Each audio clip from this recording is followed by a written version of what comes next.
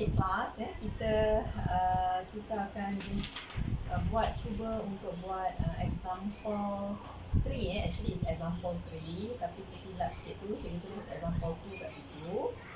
Find the turning point of the curve y sama dengan x e kuasa negatif x ya. Tolong betulkan ya, kat situ dia sebenarnya adalah dalam soalan itulah dia punya grafnya adalah y sama dengan x e kuasa negatif x. So ditambahkan negatif x di situlah and determine its nature.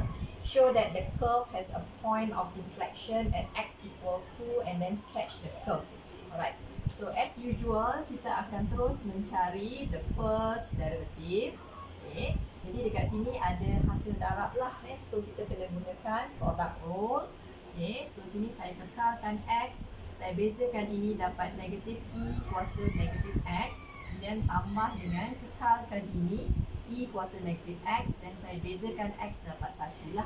Okay, so dekat sini saya akan ada negatif x e kuasa negatif x and then plus e kuasa negatif x. So I'm going to factorize. Okay, so e kuasa negatif x, kemudian dekat sini saya ada 1 tolak x. Baik, so dah siap yang ini, saya akan cari pula second derivative-nya.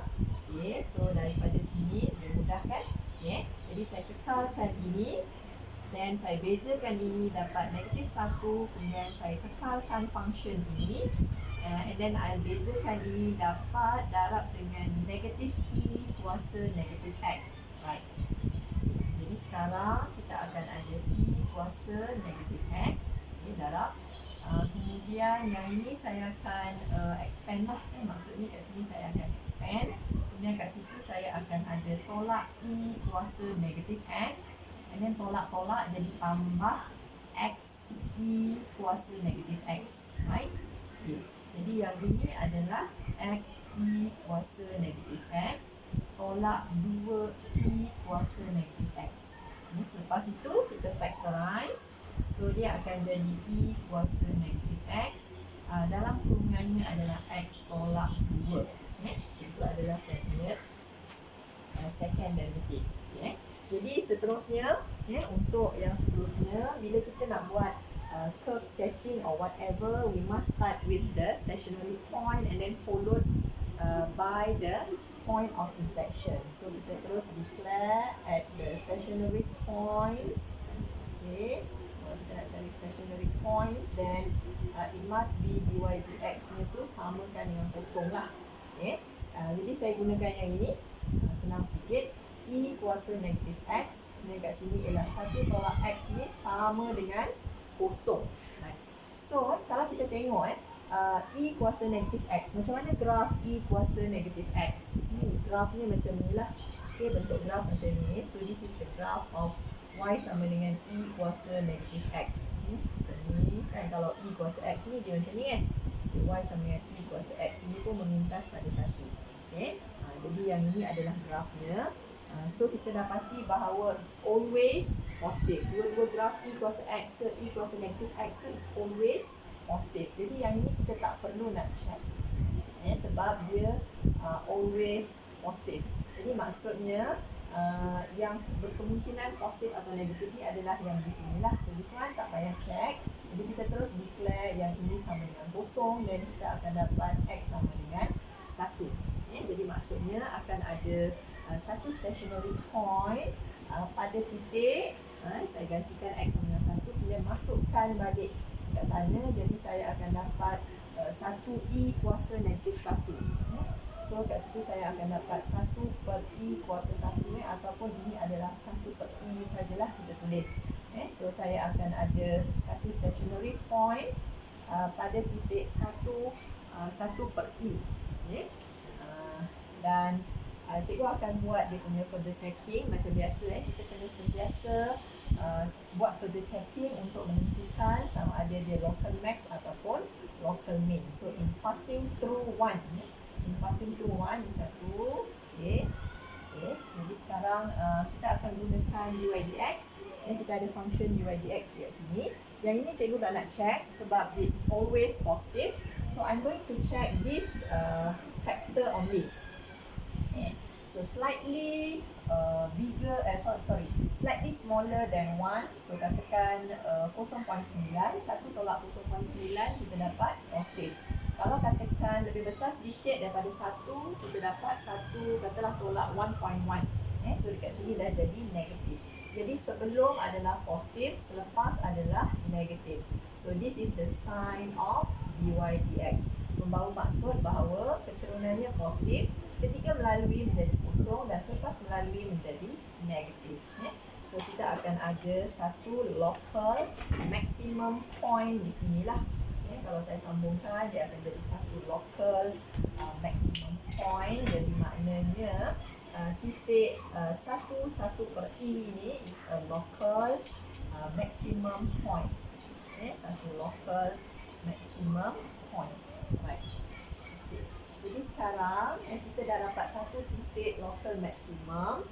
Jadi kita cuba nak check for point of inflection. Kalau ada lah. Okay. Kita try to find out ada tak point of inflection. Jadi kita akan start dengan d2 dx squared ini. Kita samakan dia dengan kosong. Okay, apa kita punya tu tadi? Yang dah factorize yang ni i kuasa negatif x. So kat sini x tolak 2 ni sama dengan kosong. So yang ini is always positif. Dia tak boleh jadi sama dengan kosong. Graf ni macam tu.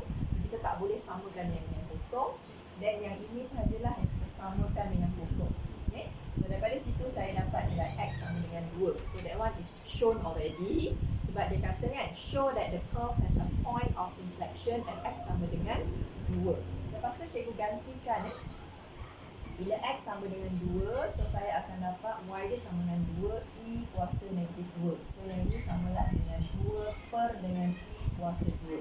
Okay, so we have another point iaitu 2 per i kuasa 2. Maybe is a point of inflection lah. Okay. Jadi maksudnya benda ni tak akan lengkap kalau kita tak buat any further checking. So we have to confirm macam mana dia punya kecerunan. Kita nak tahu kecerunan ni positif atau negatif in passing through 2. So sekarang yang kita check ialah ketika melalui 2.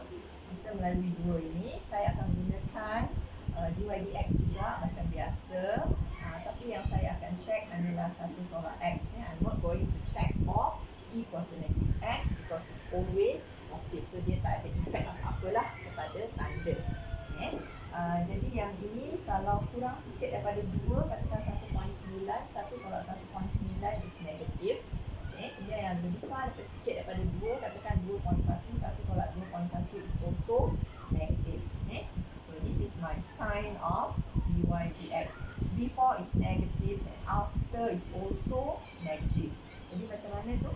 Kecerunan negatif, ketika melalui kecerunan negatif yang paling besar dan selepas itu adalah kecerunan negatif juga. So basically dia seperti inilah. Okay. Jadi kita akan dapat satu point of inflection yang mana ketika melalui ini kecerunan garis tangennya adalah bernilai negatif. Jadi dah dapat semua sekali. Then now we are going to sketch the curve. So as usual, okay, bila kita nak sketch the curve, kita kena consider beberapa perkara lah. Okay, so yang ini adalah graf asal yang kita akan sketch nanti. So saya gunakan y sama dengan xe kuasa negatif x. So sekarang kita ada dua sahaja titik. Yang pertama adalah yang ini, satu local maximum point. And then we have titik berapa? Yang ini titik yang ini pula adalah satu point of inflection. So maybe cikgu boleh cari juga dia punya x-intercept or y-intercept. So katalah saya declare bila x sama dengan kosong, what happen to y? Y juga sama dengan kosong. So dia akan melalui titik kosong kosong. Okay? So dua-dua sekali lah x-intercept dan juga y-intercept. Alright. So graph jadi macam ni.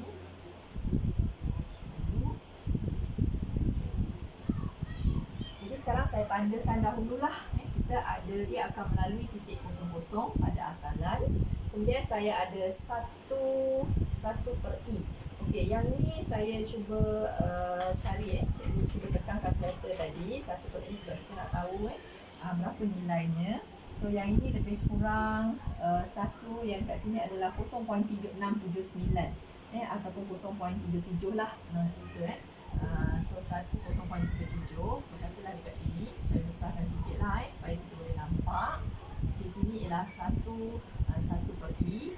Manakala yang titik yang satu lagi ialah 2 per E squared.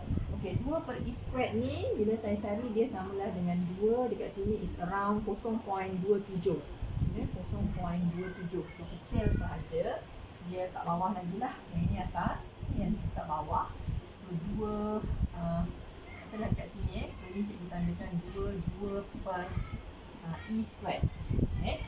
So yang ini dia akan memintas saja melalui graf pada titik kosong-kosong. Okey. Mana masukkan dulu. Itu. Okey. Okey, satu lagi yang kita kena consider untuk graf ini, kita nak tahu bila x menghampiri negatif infinity dan juga bila x menghampiri positif infinity. Kita nak tahulah graf kita macam mana. Okey, saya sekarang ni bila x menghampiri negatif infinity, so saya dapati y saya adalah x e kuasa negatif x kan? X kemudian e kuasa negatif x. Jadi y saya ni sebenarnya katalah sini negatif infinity. Jadi saya dapati bahawa kalau graf ni yang e kuasa negatif x, kita ada graf ni begini kan. Ini adalah graf y sama dengan e kuasa negatif x. Jadi maksudnya bila x saya semakin kecil, saya dapati bahawa e kuasa negatif x akan menghampiri positif infinity. So dekat sini saya akan dapat satu positif infinity lah. So overall kita akan dapat satu negatif infinity. Maksudnya bila x saya jadi semakin kecil, y saya akan menghampiri negatif infinity. Jadi maksudnya bila x semakin kecil, so y saya akan jadi semakin kecil lah, begini. Jadi grafnya akan jadi beginilah. Dia akan melalui ini dan ni. Okey, selepas itu cikgu nak tahu juga bila x menghampiri positif infinity. Bila x menghampiri positif infinity, jadi cikgu ada grafnya. Y adalah, okey, sini kita masukkan x-nya positif infinity, lepas tu e kuasa negatif x. Okey, kalau katakan ini graf yang sama, e kuasa negatif x, ini x saya menghampiri positif infinity. So this e kuasa negatif x akan menghampiri kosong. Dekat sini dia akan menghampiri kosong. So overall dia akan menghampiri kosong. Maknanya y saya akan menghampiri kosong bila x saya jadi semakin besar. So beginilah. So bila x jadi semakin kecil, ini x semakin kecil, graf akan menghampiri negatif infinity. Manakala bila x semakin besar, graf nanti akan menghampiri kosong di sini. So saya akan ada grafnya begini. Oops, lalu pula. Okey, dia akan lalu kat sini. Lalu kat sini, lalu di sini, and then becoming maximum. So ni lah, tak cantik sikit. Dia lalu macam ni. Lalu, and then dia akan jadi satu, anggapkan ini kosong. Maximum, local maximum point pada titik ini, then dia akan jadi macam ni kan. Dia akan turun macam ini. Ini adalah concave downward. So dia akan change dia punya concavity menjadi concave upward. So selepas melalui point of inflection, graph akan change dia punya concavity. Mula-mula begini, lepas itu begini.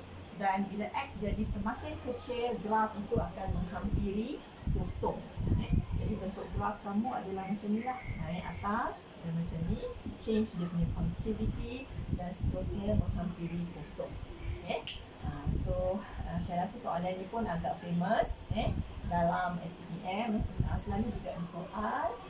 Jadi jelas lah macam mana graf ni menghampiri negatif infinity dan kemudian dia menghampiri kosong. So hati-hati di sini sebab ada kemungkinan kamu akan buat dia memintas paksi x. Padahal in this case paksi x dia akan jadi satu asymptote line lah kat situ bila x tu jadi semakin besar. Alright.